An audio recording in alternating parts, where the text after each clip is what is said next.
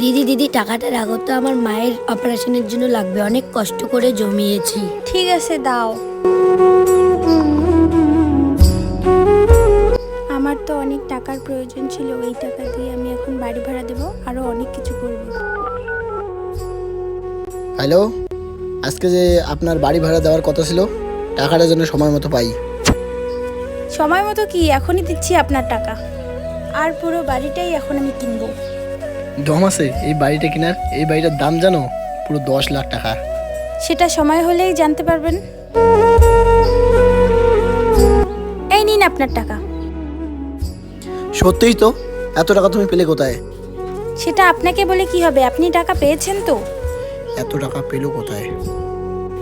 সে যেখানেই পাক, আমার টাকা আমি পেয়েছি তো, এটাই বেশি। দিদি তোমাকে যে আমার মায়ের অপারেশনের জন্য টাকাটা দিয়েছিলাম, টাকাটা আমাকে দাও তো। যাও তো যাও, আমার কাছে কোনো টাকা নেই। আপনি আমাকে কোথায় টাকা দিয়েছেন? এটা তুমি কি বলছো দিদি? প্লিজ তুমি অমন করো না, টাকাটা না দিলে আমি আমার মাকে বাঁচাতে পারবো না। বললাম তো আমার কাছে কোনো টাকা নেই, শুধু শুধু বিরক্ত করো না তো। কখনো কাউকে বেশি বিশ্বাস করবেন না।